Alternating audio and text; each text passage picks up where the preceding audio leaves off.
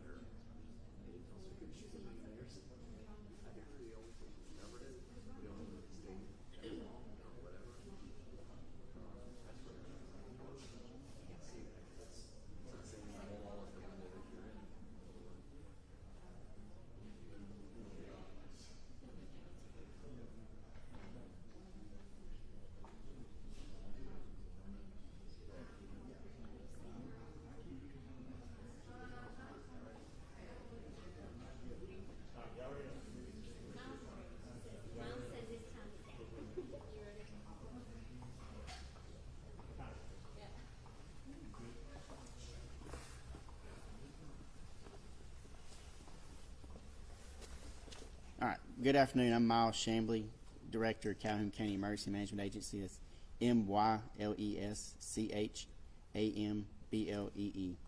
And before we get started, I just want to thank Oxford for supporting our operation and allowing us to use their facility and working with us through the event. But about 6:45 this morning, we received notification from 911 that there was a Norfolk Southern train derailment in the Iron City community. There's approximately 30 train cars that were involved in that. There was no injuries, no fire, no road blockages with it. We've been working with the Quad Cities Fire Department and the Oxford Fire Department on the response, and then we've also been working with Norfolk Southern on the recovery of this event. So we're coordinating with them through this recovery process, and at this time I'm going to turn it over to the Norfolk Southern representative. Thank you. I'm Connor Spielmaker, CONNOR-SPIELMAKER. I'm a Senior Communications Manager with Norfolk Southern. Like you mentioned this morning, we had a train headed from Atlanta out west derail. About 37 cars, looks like the count as of now. Most of those cars were just carrying mixed freight, and 2 of those cars were what we call a residue hazardous material car, which means it previously carried a hazardous material as described by the DOT. Those were residue cars because they do not have a load in them. They did not breach. There is no hazardous material leak. There is no risk at all to the public. I do want to thank the first responders that got out there real quick, made sure everything was good. We'll continue to work with them as we get into the next stage of cleanup.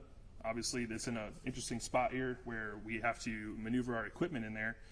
So we're working with, of course, local property owners, anyone else who may have been impacted to get that done as safely as possible. Do want to ask the public to stay away. It's a big operation with a lot of heavy machinery, a lot of heavy equipment, and a lot of guys trying to be out there working as safely as possible. We appreciate people staying away, and we'll be happy to keep you all updated as we can. Thank you very much. Yeah, I have no questions for us. I guess it's for the gentleman, Mr. Connor. What was the last name again? Spielmaker. Steelmaker, thank you. Sure. 37 cars. Are they all totaled? Are they damaged, totaled? So I don't know the answer to that. In a lot of derailments, sometimes some cars are damaged beyond repair. Sometimes cars are not even off the track. I mean, a derailment's a very interesting term. I mean, even just 2 wheels off the track is a derailment. So we'll obviously work our way through all of the cars, see what needs to be re-railed, salvaged, whatever it would be, and then take them from there. And one other question for you. So you guys can't catch a break. Your CEO is actually testifying, I think, right now before on Capitol Hill. What would you say to the folks that live in the communities through which your freight passes that you guys are doing everything you can to prevent further derailments like this? Sure. And our CEO, Alan Shaw, yes, was up testifying today and providing kind of the answer to that question. Norfolk Southern, we're looking at all of these incidents as we look at any incident that happens and figuring out how we can become an even safer railroad. Rail transportation remains the most safe way in this country to transport any type of material. As a federal, common carrier, we're required to carry these things that help move America's economy. Of course, doing them safely is our #1 priority. So we're cooperating with every investigation, every agency involved to find what those things are, and community members should know that that's what's happening. We're looking to become an even safer railroad, and though these incidents are receiving a lot of coverage right now, which makes sense, and I'm sure they have a lot of questions, it's totally reasonable for them to have that question. Safety remains #1 priority, and we'll make sure that we learn from all these things. Any preliminary theories on what caused this morning? I can't. I do know the NTSB has responded or is responding, and so any questions about that will have to go to them. The Norfolk Southern recently has been doing some work on crossings in the area. What about the condition of these tracks? Are these new, they're recently repaired, or their age, any? I don't know the specifics about the local tracks here. I do know that in general, we spend about $1 billion a year in our infrastructure, maintenance, repairs, new track, whatever it may be. I know that our dual rail gang works through, which is replaces both tracks at the same, both rails at the same time. It's the only one of its kind in the world. It's one of those things that we do for maintenance. I know that we do a ton of maintenance in Alabama. We do a ton across our 22-state network, and that's part of that safety mission. Miles, I have a question for you. What's it like, preparing for events like this? Obviously, there weren't any hazardous materials that were leaked out, but your response and training for things like this, what's that like? So we've actually recently went through an exercise just internally at our office on how we would respond to train derailments. Of course, it's been in the news lately, so we've talked through that on our office on what it is that we would do and how we would respond to it.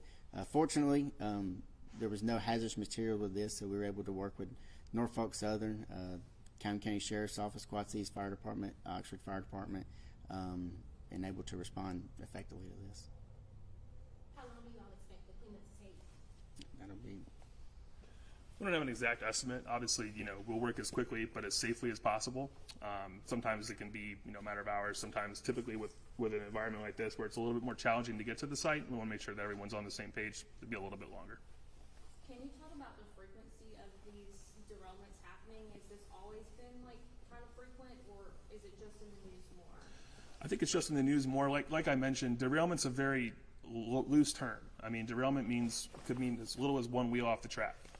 So as far as any increase, decrease, I can't really get into that. But on your question about prepared for this type of things, Norfolk Southern actually does work with local communities to make sure they are prepared to respond to any type of train accident through our Operation Awareness and Response program. We actually just announced a new permanent location in Ohio as part of our efforts there. But we travel around the state. We actually have a stop in Birmingham later this year with the safety train to do exactly that and train first responders, build those relationships with communities, and make sure they're prepared for any kind of train incident that may happen.